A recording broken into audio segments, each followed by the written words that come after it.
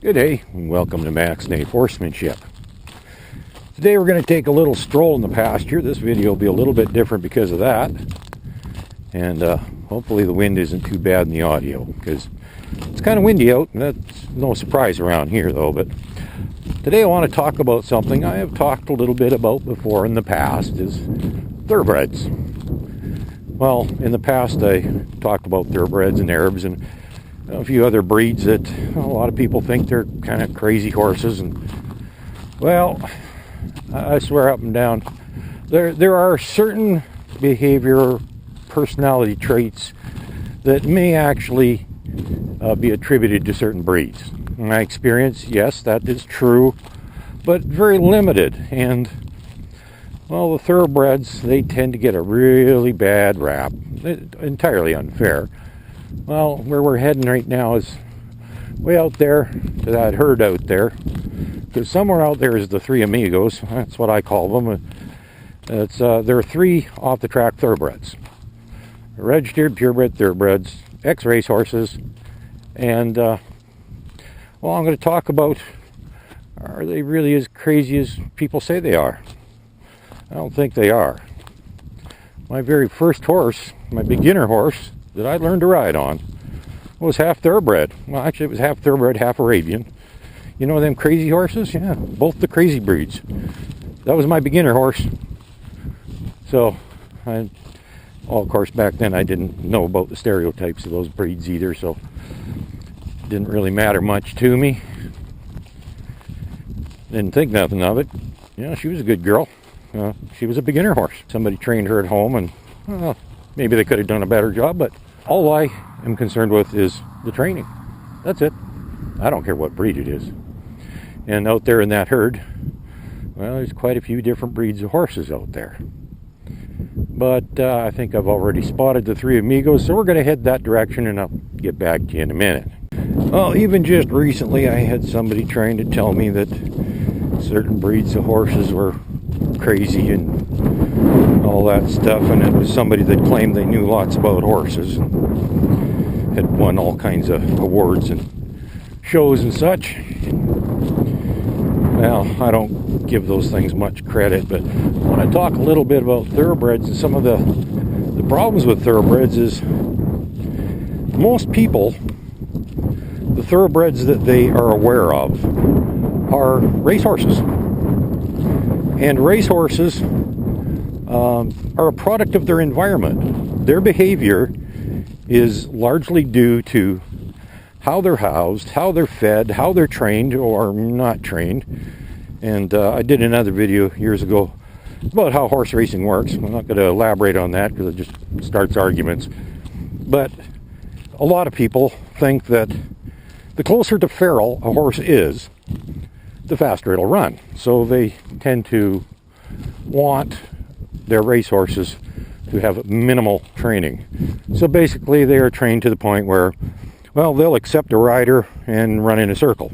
That's about it, which is something I should mention as a caution to anybody that does get an off-the-track thoroughbred. You're not dealing with a broke horse. A lot of people think, well, they've had a rider on them, that's a broke horse.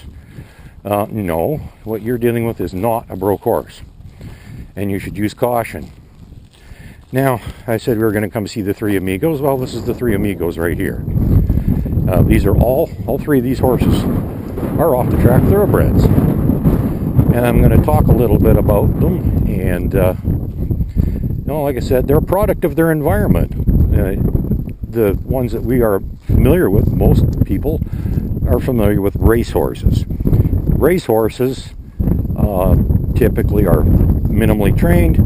They're kept in solitary confinement, which goes totally against what horses like to do, because they're very social animals and they're herd animals. They like to be with other horses. And I think that's why these three are so glued together, because they've been, you know, segregated for so long that they just love being together, and it's actually gotten to be a bit of a problem. But I won't get into that right now. As you can see by how social they're being and gentle. See how gentle this one? This is one of the really worried ones too. Actually, the one in the back there, he's the one that... Okay, Peppy, get your nose out of the way. That guy back there, he's actually been in a few of my videos. He's the off-the-track thoroughbred that was freaking out and running around. And these are his two herd mates. They're all from the same place. But they're all from different tracks and different owners originally.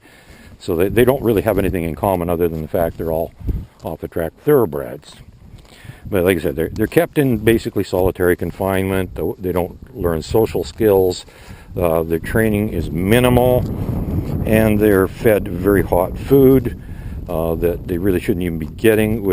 And the diet can really have an effect on their behaviors. Nice guy. Yes, you are. You're a nice guy. Yes, you are. The food can really have an effect on the behaviors.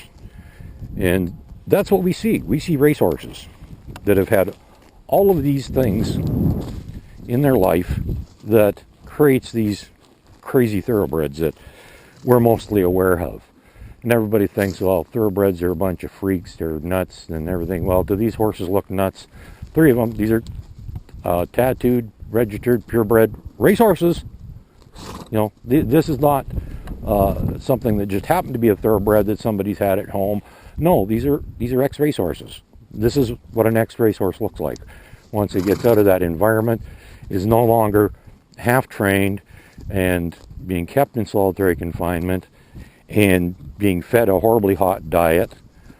Because, like I said, you know, racehorses are a product of their environment, and that's what we generally see. And so we get this stereotype that thoroughbreds are these horrible horses. Well, physical characteristics of thoroughbreds, there is one trait that I'm not crazy about. Personally, I wouldn't actually want to own a thoroughbred. They would not be my first choice of horse. But aside from that, though, no, I got nothing against them. I think they're wonderful animals. And well, these ones right here, they kind of prove it. Well, they aren't the first ones I've been familiar with, and there actually used to be a 4th one here too. He's gone for the summer. He's off racing because he's still active, and he is a registered purebred thoroughbred racehorse, currently active. And honestly, his temperament isn't much different than these ones. Hey, buddy, how you doing? Yeah. So, are thoroughbreds nuts? I don't think so. So, crazy thoroughbreds, yeah, they're horrible, terrible animals. Go ahead, believe the stereotypes all you want. I don't care. I'm not going to. I'm going to treat them as they deserve to be treated. They're horses. Yeah, they have a breed that is, you know, designed to give them the physical attributes that makes them beneficial for racing. But as far as temperament goes, no, they're not crazy horses. There's nothing negative or bad about them in any way, shape, or form. They're wonderful horses. This one here is actually one of the ones that's a little bit more cautious around humans. And yet, look how social he's being. The one that really likes me, he's actually over there right now. That way, over there.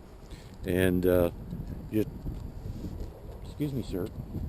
I did not ask you to touch that. You leave that alone. That's mine. Nice guy. Seriously. Thoroughbreds. Are they really all that bad? I don't think so.